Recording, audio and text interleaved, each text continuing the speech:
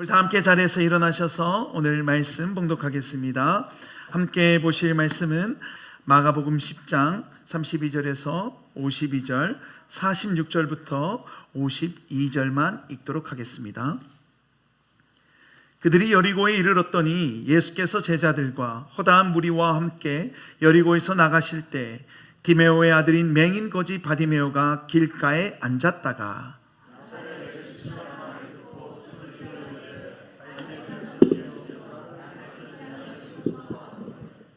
많은 사람이 꾸짖어 잠잠하라 하되 그가 더욱 크게 소리질러 이르되 다윗의 자손이여 나를 불쌍히 여기소서 하는지라.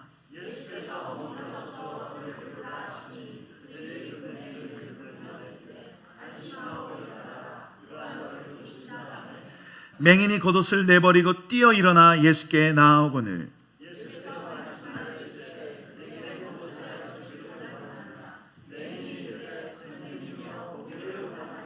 함께요.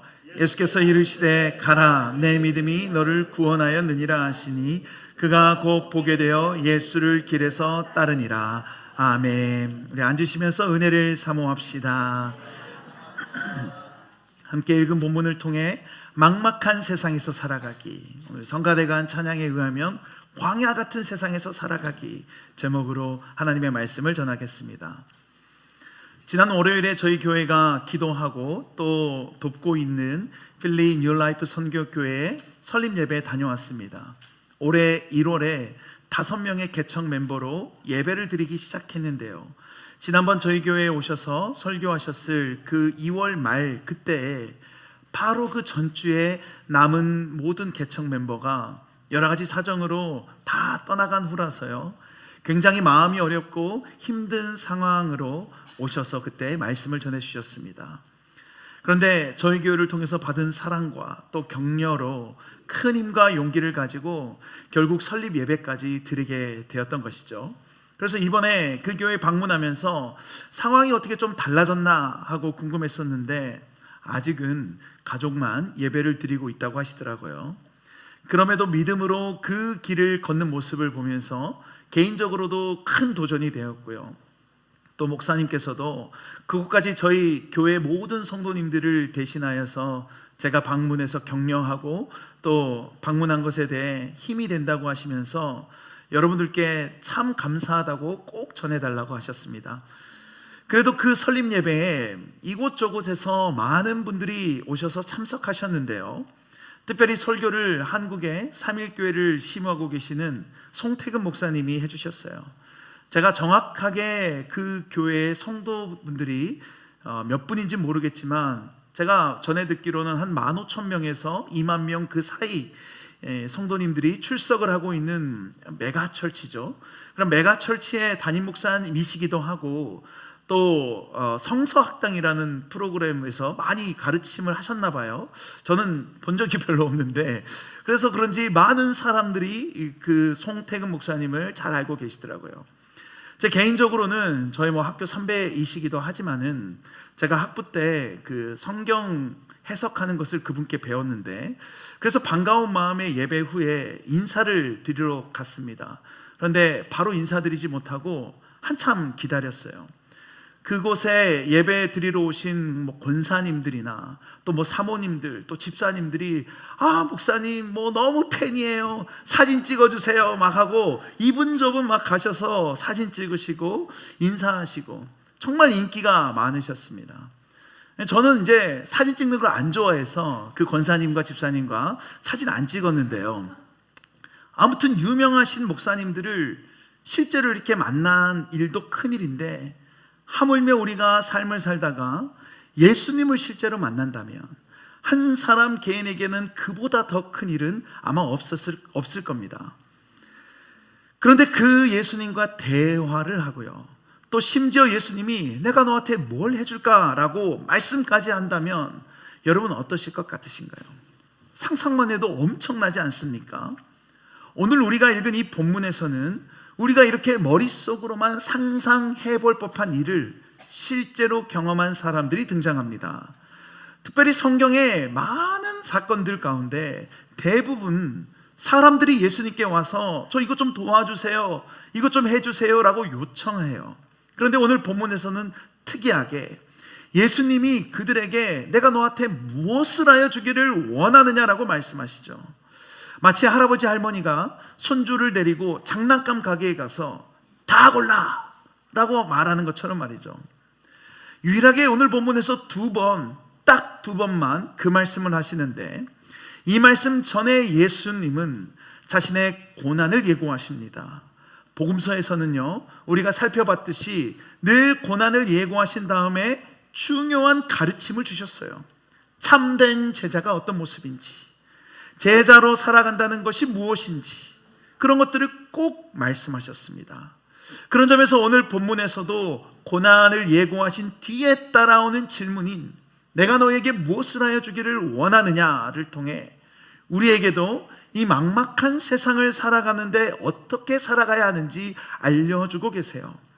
먼저 이 예수님의 놀라운 말을 들은 사람은 12제자에 속한 야고보와 요한이었습니다. 우리 본문 35절과 36절을 같이 한번 읽어볼까요? 시작. 세베대의 아들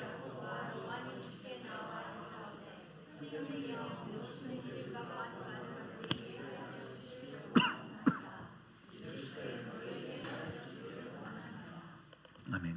야고보와 요한은 자신의 길을 의심할 정도의 말씀을 듣습니다. 너희가 원하는 게 뭐야? 다 말해봐.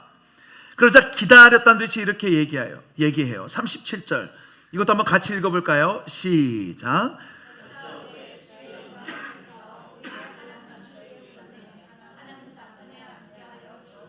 아멘. 영광의 날에, 영광의 그때 저희 둘 한 명을 좌편에 한 명을 우편에 앉게 해주세요. 제자들다운 참 훌륭한 대답인 것 같아요. 막 속물처럼요, 지금 뭐가 필요하니까 이것 좀 해주세요, 이런 게 아니라 영광의 날에 같이 있게 해주세요. 그때까지 함께 하겠다는 고백도 있는 것이죠. 다음으로 이 질문을 받은 사람은 맹인 거지 바디메오였는데 51절, 예수께서 말씀하여 이르시되 내게 무엇을 하여 주기를 원하느냐? 맹인이 이르되 선생님이여 보기를 원하나이다. 맹인 거지 바디메오도 예수님의 똑같은 질문을 받았습니다. 무엇을 하여 주기를 원하느냐? 그러자 선생님이여 보기를 원하나이다. 어쩌면 당연한 답 같아요. 앞을 보지 못하는 맹인이었으니까요. 이 눈 좀 보게 해주세요. 여러분, 만약 예수님께서 여러분에게 무엇을 하여 주기를 원하느냐라고 물으신다면 뭐라고 답하실 건가요?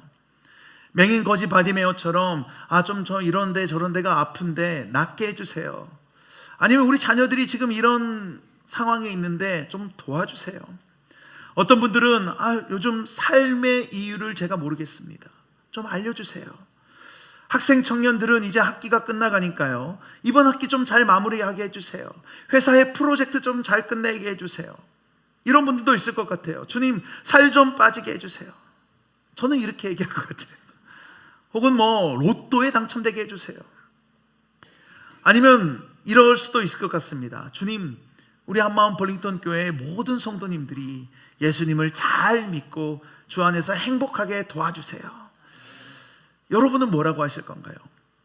바로 답이 나오기 어려울 정도로 큰 질문이고 엄청난 질문입니다.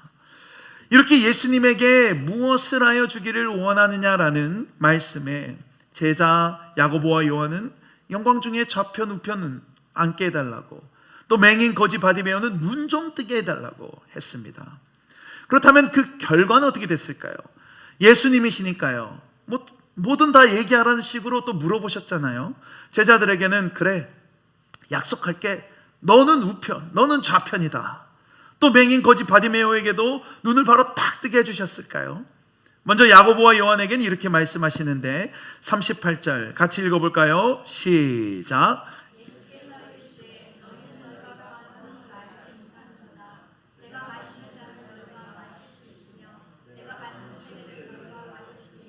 아멘.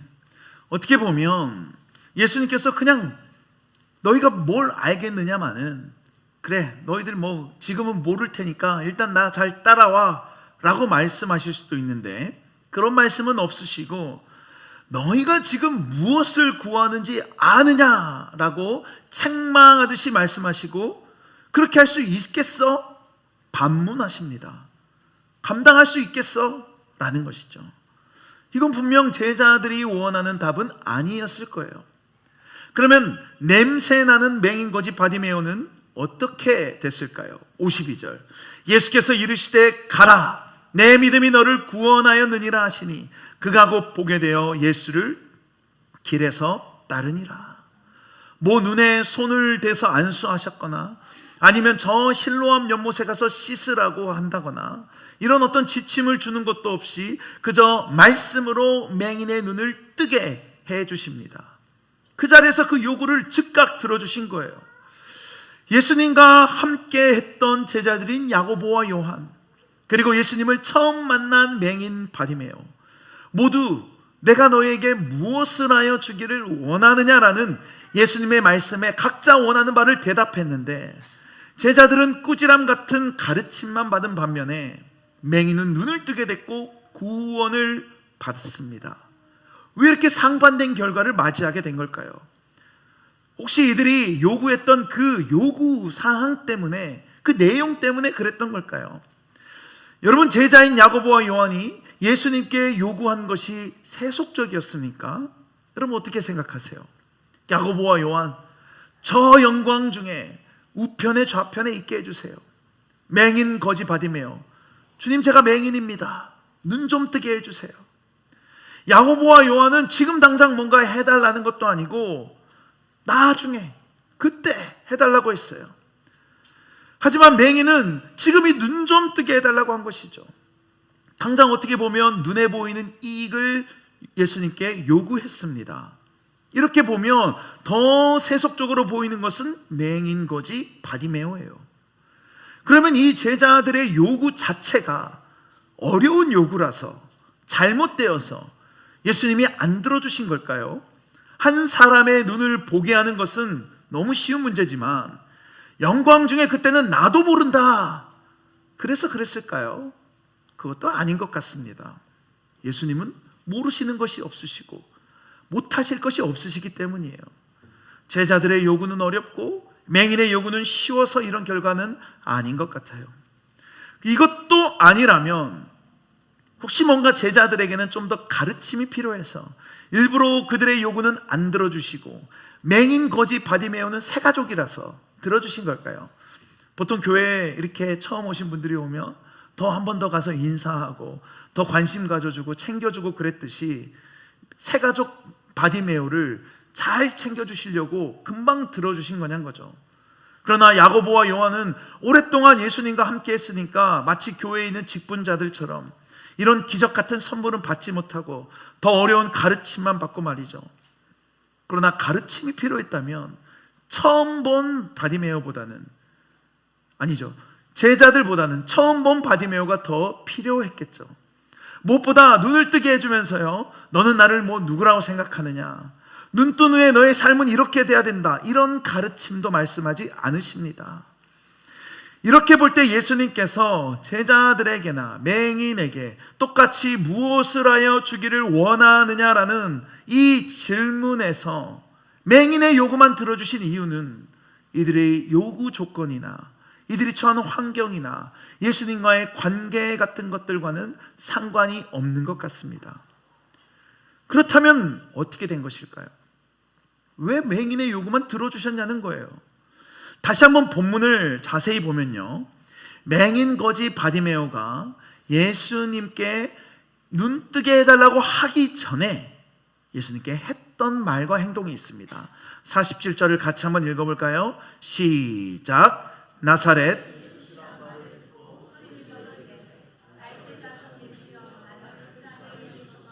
아멘. 이 맹인이 예수님이 지나가신다는 소리를 들었나 봐요. 그래서 막 외친 겁니다. 다윗의 자손 예수여 나를 불쌍히 여기소서. 그러니까 주변에 있던 사람들이 막 꾸짖으면서 잠잠하라고 해요. 다음 48절 보시면 많은 사람이 꾸짖어 잠잠하라 하되 그가 더욱 크게 소리질러 이르되 다윗의 자손이여 나를 불쌍히 여기소서 하는지라. 얼마나 크게 소리를 질렀는지 사람들이 그 소리 지르는 맹인을 잠잠하게, 어디 거지가 어디에 맹인이 소리 지르냐고 조용히 하라고 꾸짖고 뭐라고 했던 거예요. 당시 장애가 있거나 또 부가 없는 가난한 분들은 사람 취급을 못 받았죠. 하나님께 저주받은 자라고 생각해서 같이 그냥 그렇게 취급했습니다. 그런데 그가 할 수 있는 것은 소리 지르는 것 말고는 그래서 없었던 겁니다. 생각해 보십시오. 제자들처럼 예수님과 따로 긴밀한 시간을 가질 수도 없었고요. 아니 눈이 안 보이니까 따라다니는 것 자체가 불가능했습니다. 또 백부장이나 회당장 같이 사회적으로 어느 정도 지위가 있어서 그 무리들을 뚫고 가서 예수님을 만날 수도 없었고, 혹은 집으로 초대해야 할 수도 없었어요. 그래서 그가 그나마 할 수 있었던 건 유일하게 외치는 거. 맹인이라 앞이 잘 보이지도 않아서 예수님이 이곳에 있는지 저곳에 있는지도 모르지만 그저 자기 목소리가 예수님의 귀에 들려라 들려라 하는 마음으로 다윗의 자손 예수여 나를 불쌍히 여기소서 외치는 것 말고는 없었습니다. 바로 이 점이 야고보와 요한 그리고 맹인 거지 바디메오의 차이였어요. 똑같이 무엇을 하여 주기를 원하느냐라는 말씀을 드렸지만 맹인 거지 바디메오만 그가 원하는 것을 얻게 된 이유는 그들의 어떤 요구사항이나 예수님과의 관계 때문이 아니라 이 맹인 거지 바디메오가 예수님께 긍휼을 구했기 때문이라는 거예요. 제자들이 생각했던 내가 우편에 있을까 좌편에 있을까 그때가 지금일까 나중일까 이런 생각은 그에게 사치스러운 생각이었을 뿐이고 아무것도 보이지 않아서 어디를 향해 외쳐야 하는지도 아니 주님이 이미 지나가셨는지 아니면 오고 계시는지도 모르고 그냥 머릿속에는 예수님밖에 없어서 다윗의 자손 예수여 나를 불쌍히 여기소서 목이 터져라 외치는 것 말고는 그가 할 수 있었던 게 없었다는 겁니다. 어쩌면 그는 사람들에게 욕먹고 발로 차이고요 또 침뱉음 당할까봐 재수없다고 막 그런 소리를 들을까봐 평생 이렇게 큰 소리를 외쳐본 적이 없었을 수도 있습니다. 그냥 누가 지나가다가 발에 채이면 아아 하고 이 비명 말고는 없었을 거예요. 그런데 앞이 캄캄한 막막한 어둠 속을 살고 있던 그는 다윗의 자손 예수여 나를 불쌍히 여기소서 예수님 제발 나를 좀 봐주세요 나 좀 봐주세요 라고 눈을 뜨게 해달라는 것보다 먼저 긍휼을 구했다는 거예요. 그리고 자비로우신 예수님께서 그 긍휼을 구하는 것에 지나가실 수 없이 그냥 긍휼을 베풀어 주신 것이죠. 여러분 우리는 어떻습니까? 우리 스스로를 가만히 들여다보면 어떤 면에서 이 맹인 거지 바디메오와 비슷한 구석들이 있는 것 같습니다. 그는 아마 항상 내 인생은 왜 이럴까? 나는 왜 태어난 걸까? 이런 생각을 품고 살았을 것 같아요. 아니 이런 생각조차 하지 못하고 모든 것에 소망과 희망도 없이 그냥 무기력하게 하루하루를 살았을 수도 있습니다. 밤에 잠을 자고 아침이 되어 깨어도 그가 볼 수 있는 것은 어둠밖에 없어요. 사람들 소리가 들리고 닭 소리가 들리니까 아침이 됐나 보다. 날이 좀 쌀쌀해지니까 이제 밤이 됐나 보다. 이런 막막한 나날들을 살았다는 거예요. 얼마나 답답했을까요? 여러분 그가 평소에 어디에 앉아 있었습니까? 46절 같이 한번 읽어볼까요? 시작.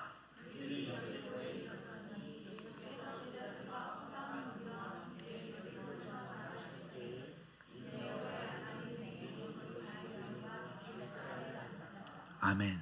여리고에 나가실 때 길가에 앉았다는 것은 여리고를 출입하는 성문 길가에 앉아서 그곳에 지나가는 사람들에게 한 푼만 주세요, 빵 좀 주세요 구걸하고 있었다는 거예요.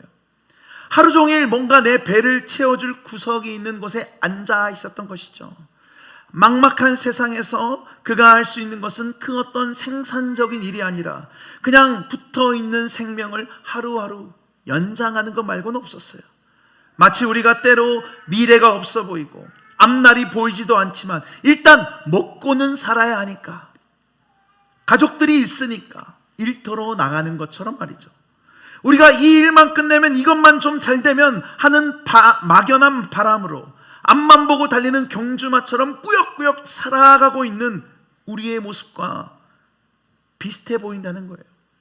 꼭 뭐 이런 것만이 아니죠. 이 맹인 거지는 어쩌면 어떻게 살아야 할지 몰라서 이렇게 사는 게 맞는지 틀린지 그것도 모르고 그냥 습관적으로 남들이 다 그냥 먹고 살아야 한다고 하니까 앉아 있었을 수도 있습니다.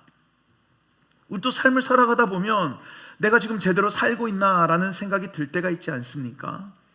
나의 지금까지의 삶을 돌아보니까 내가 잘 살아온 삶일까 하는 생각이 문득문득 떠오를 때가 있지만 막 복잡하고요. 그냥 막막하니까 애써 그건 외면하고 하루를 그냥 살아갑니다. 아침이 되면 눈을 뜨고 습관적으로 했던 일들을 하고 밥 때 되면 밥 먹고 밤 되면 잠을 자는 이 맹인 거지의 삶처럼요. 뿐만 아니라 맹인 거지 바디메오의 내면 상태는 어땠을까요? 그는 거기서 구걸을 하며 살았지만 그 마음속 깊은 곳에는 보이지 않는 것에 대한 답답함, 혹은 보이지 않기 때문에 위험이 있다는 두려움. 그래서 정말 일반 사람들처럼, 아니 더도 말고 덜도 말고 그냥 보통 사람들처럼 살고 싶은 마음이 있었을 겁니다. 그런데 길 가는 사람 아무나 붙잡고 눈 좀 뜨게 해달라고 해서 해결될 수 있는 게 없으니까 그냥 길가에 앉아서 구걸하는 게 최선이었어요. 우리도 역시 때로 우리 안에 어떤 해결되지 않는 답답함들, 또 우리 눈에 뻔히 보이는 문제들이 있음에도 이걸 어떻게 해야 될지 모르니까 그냥 방치하고 살 때가 있습니다. 또 보이지 않지만 우리를 두렵게 하는 것들, 일어나지도 않는 일들에 대한 염려들, 이렇게 되면 어떡하지? 저렇게 되면 어떡하지? 그런 불안함이 막 옥죄서요, 숨이 턱턱 막히는 경험을 할 때도 있다는 거예요. 계속 생각에 꼬리를 물고 물어서 터널로 들어가고 바닥을 치는 것이죠. 막막한데 답이 없으니까요. 영적인 부분은 그럼 괜찮았을까요? 맹인 거지는 나사렛 예수란 분을 소문으로는 들었지만 직접 경험하지 못했습니다. 사람들이 많이 다니는 성문 길가에서 주님이 이것도 하셨고 저것도 하셨고 이런 일이 있었더라 귀로만 들었을 뿐 인격적인 만남 같은 거는 당연히 없었어요.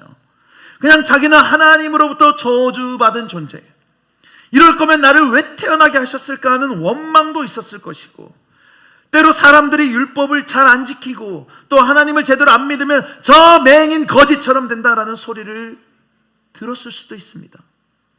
여러분, 우리 안에 교회에 오랫동안 다녀서 예수님에 대해 머릿속으로는 이해하고 어느 정도 지식도 많고요, 그렇지만 예수님을 진정으로 인격적으로 경험하지 못한 분들도 있을 수도 있습니다. 믿는 사람들의 삶이 이런 것인가? 믿음이 이게 맞나? 인격적으로 만난다는 건 뭐지? 나는 왜 이렇게 안 변하는데 그럼 나는 믿음이 없는 것인가? 내가 지금 신앙생활을 바르게 하고 있는 것인가? 그나 우리나 영적으로 막막하다는 거예요. 이렇게 우리는 어떤 면에서 이 맹인 거지와 처지가 비슷한 것 같습니다. 그와 우리가 완전히 똑같지는 않더라도 어느 한 구석이라도 비슷한 게 있으면 우리도 이 막막한 세상을 살아가기 위해 맹인 거지처럼 긍휼을 구해야 되지 않을까요? 예수님, 나를 좀 불쌍히 여겨주소서. 그렇다면 어떻게 긍휼을 구할 수 있을까요? 그냥 우리가 한없이 막 불쌍해지면 될까요? 세상에서 제일 불쌍한 사람이 되면 주님이 우리를 알아주시고 너 참 불쌍하다 하고 도와주실까요? 아니면 아이들이 막 마냥 들어 눕고 떼쓰는 것처럼 불쌍히 여겨주세요 하면은 불쌍히 여겨주실까요? 본문의 말씀을 보면 우리가 긍휼을 구하는 것, 불쌍히 여겨달라는 것에서 가장 먼저 생각하고 중요한 것이 긍휼을 구하는 대상이라는 것을 알 수 있어요. 누구에게 긍휼을 구하는가? 누가 나에게 긍휼을 베풀어 주실 분인가? 그래서 그분이 누구인지 우리가 바로 알고 구해야 한다는 것이죠. 그러니까 예수님을 어떤 분으로 보느냐에 따라 내가 그분을 만나면 그분께 막 납작 엎드리고 매달리기도 하고요, 그냥 옆집 아저씨 보듯이 예수와 상관없이 살기도 한다는 겁니다. 보세요, 맹인 거지가 예수님을 어떤 분으로 이해했습니까? 먼저 맹인은 지나가는 예수님을 향해 다윗의 자손 예수여라고 외칩니다. 다윗의 자손이라는 것은 예수님을 구원자, 메시아로 인식했다는 거예요. 그 위대한 다윗을 누구한테 붙입니까? 한 가지 더 있는데요. 51절 보시면 예수님께 선생님이여 라고 부르죠. 35절에서도 야고보와 요한도 선생님이여 라고 해요. 그러나 이 둘이 조금 다릅니다. 제자들은 디다스칼레 선생님, 그러니까 가르침을 주는 사람, 그리고 맹인은 라쁘니 주님이에요. 이 맹인 거지에게 예수님은 단순히 좋은 가르침을 주고 좋은 것을 해주는 분이 아니라 그의 인생을 다 바쳐도 될 정도의 그 지긋지긋한 삶을 바꿔줄 수 있는 유일한 존재 주님이었다는 거예요. 그가 이렇게 예수님이 주님이라는 것을 확신했다는 것은 행동에서도 나타납니다. 사람들이 막 꾸짖으면서 조용히 하라고 해도 어떻게 했습니까? 더 크게 막 소리 질러요. 48절, 그가 더욱 크게 소리질러 이르되 다윗의 자손이여 나를 불쌍히 여기소서. 뿐만 아니라 50절에도 보면요, 맹인이 겉옷을 내버리고 뛰어 일어나 예수께 나아오거늘. 예수님이 오라라고 하니까 겉옷을 그냥 내버리고 막 뛰어간 거예요. 이건 그냥 단순하게 급하게 얼른 갔다는 게 아닙니다. 여기서 겉옷은 단순히 우리가 이렇게 걸치고 있는 외투와는 다르게 두꺼웠는데요, 이 팔레스타인의 날씨는 낮에는 너무나 덥고 밤에는 너무 추워요. 그래서 이 겉옷은 그 더위와 추위로부터 보호해줄 집과 같은 거였습니다. 그런 겉옷을 내던지고 뛰어 일어나 예수님께 간 거예요. 여러분, 우리 주변에 흔히 볼 수 있는 홈리스들이 항상 뭘 끌고 다닙니까? 카트 끌고 다니죠. 온 전 재산을 거기에 놓고 다니죠. 그 모든 게 담겨있는 카트를 누가 가져가든 말든 모르겠고 그냥 던져버리고 예수님께 뛰어간 거예요. 그게 겉옷을 벗어버리고 뛰어간 겁니다. 그리고 맹인이 요구했던 그 요구에서도 맹인이 예수님을 주님으로, 메시아로 봤다는 것을 알 수 있습니다. 성문 길가에서 얼마나 많은 사람들이 거길 지나갔겠습니까? 당연히 일반적인 사람들이 많이 있었겠지만 대단한 사람들도 있었을 거예요. 예수님도 거기를 지나간 것처럼요. 대통령과 같이 권력이 있는 사람도, 부를 많이 가진 사람도, 아주 유명한 사람, 그들이 성문을 지나갈 때마다 맹인이 뭐라고 했겠습니까? 한 푼 좀 주세요, 빵 좀 주세요. 물론 그런 사람들이 그 맹인의 요구를 들어도 안 줬겠지만 그가 뭘 해줄까라고 했을 때 예수님께 했던 것처럼 눈 좀 뜨게 해주세요라고는 요구하지 않았을 거예요. 아무리 대단한 사람이라고 해도 뻔히 그럴 능력이 없다는 것을 다 아니까요. 우리도 그렇지 않습니까?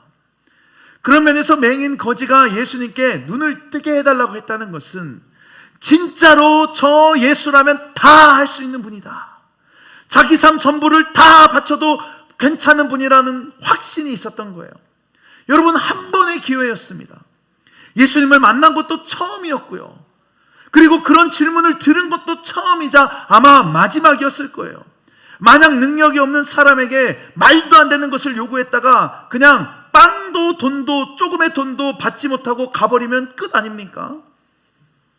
그러나 그는 눈에 보이지는 않았지만 자기 앞에 계신 분이 자기 삶 전부를 바칠 분이라 확신했고 눈을 뜨게 해달라고 그래서 요구했던 거예요. 그러니 그분께 긍휼을 구하지 않을 수가 없었던 것이죠. 그렇다면 여러분, 우리에게 예수님은 어떤 분이신가요? 맹인 거지 바디메오처럼 나의 삶을 온전히 바칠 주님, 그래서 긍휼을 구할 뿐인가요? 아니면 그냥 나를 구원만 좀 해주시고 내 삶은 좀 상관하지 않으셨으면 하는 신이신가요? 예수님만이 나의 삶의 주님이라면 우리는 그분께 엎드릴 수밖에 없습니다.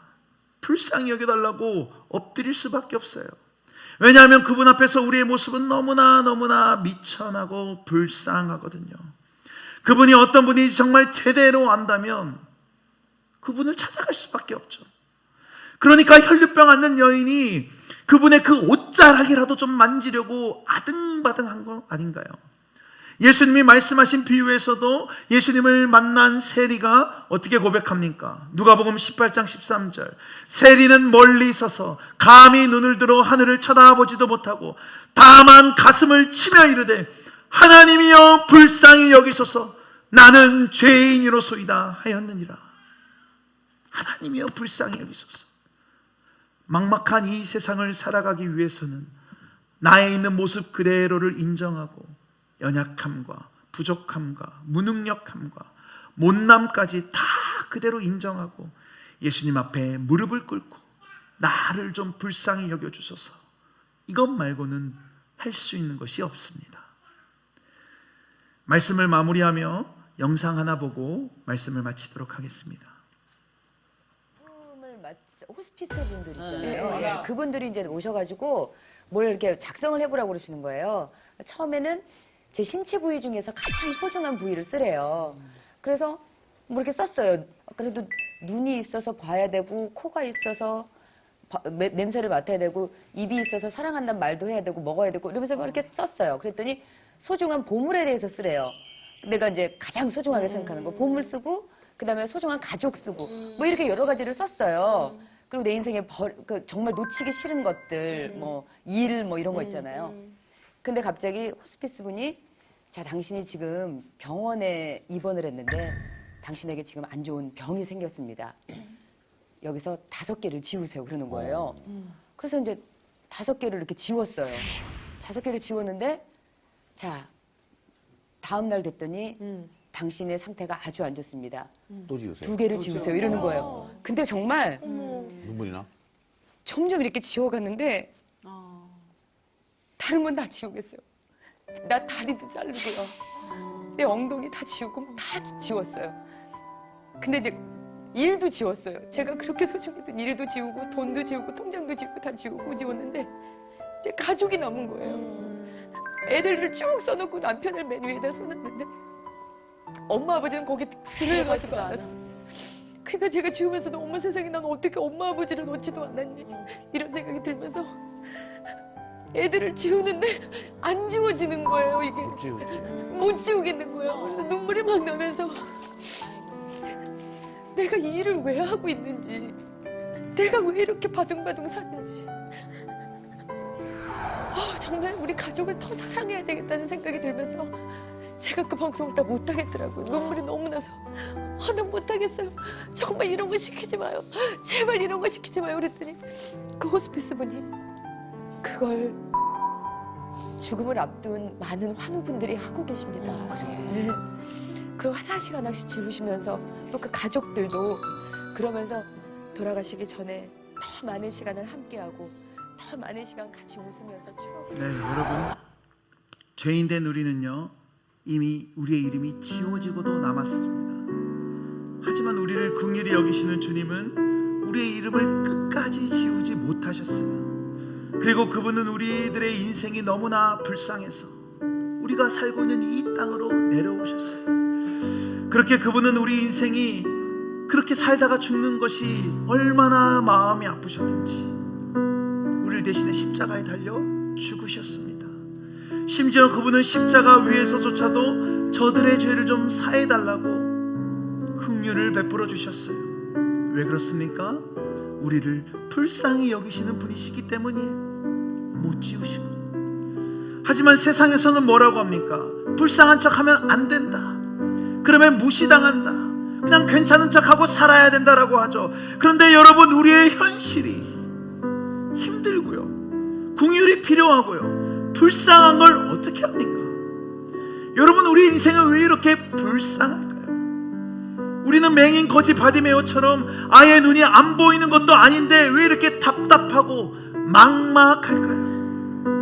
길가에 주저앉아 구걸만 하는 맹인 거지 바디메오처럼 어떻게 하루하루를 살다가 여기까지 왔는데 잘하고 있는 건지도 모르겠고 앞으로는 또 어떻게 가야 하는지 우리 참 불쌍해요. 반대로 일이 막 술술 잘 풀리면 괜찮을까요? 하는 일이 너무 또 잘 되면 잘 되는 대로 하나님은 모르고 정신없이 세상에 빠져있는 모습, 그것도 참 불쌍합니다.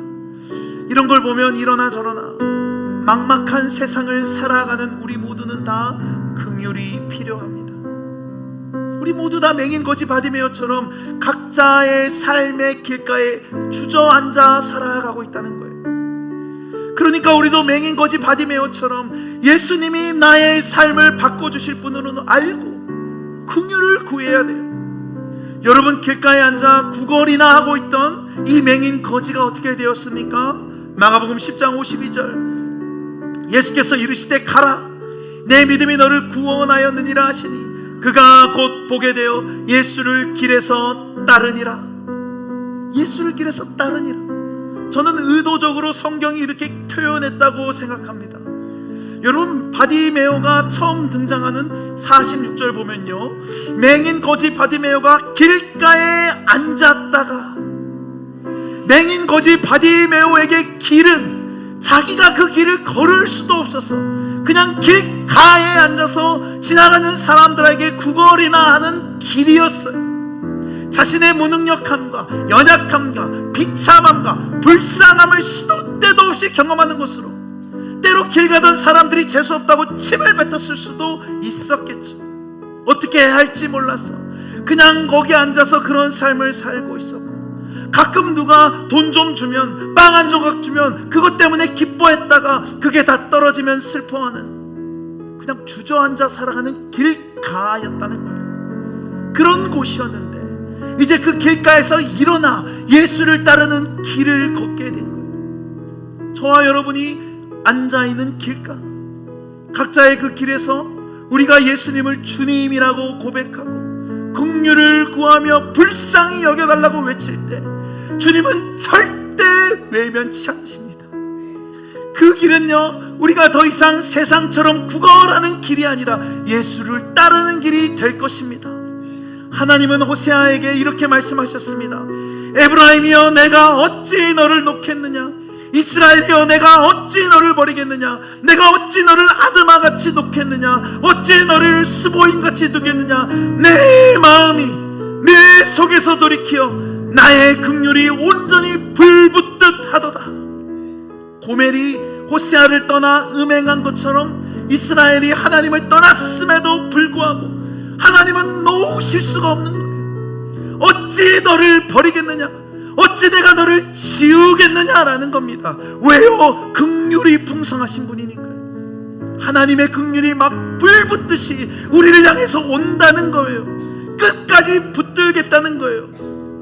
그래서 우리가 하나님 앞에 부끄럽기도 하고 부족하고 면목도 없고 하나님께 잘한 것도 없지만 어찌 너를 버리겠느냐? 어찌 너를 놓겠느냐? 어찌 내 이름을 지우겠느냐라고 하시며 긍휼을 베푸실 그분께 나아갈 수 있는 것입니다. 믿으십니까? 늘 우리의 주님 되신 예수 앞에 엎드려서 다윗의 자손 예수여, 나를 좀 불쌍히 여기소서라고 긍휼을 구함으로 막막하게 주저앉아 구걸하고 있던 우리의 삶의 길가가 예수를 따르는 길이 되어 주의 긍휼하심을 입고 살아가는 저와 여러분 모두가 될 줄로 믿습니다. 우리 다 함께 말씀을 기억하시며 일어나서 함께 찬양하겠습니다.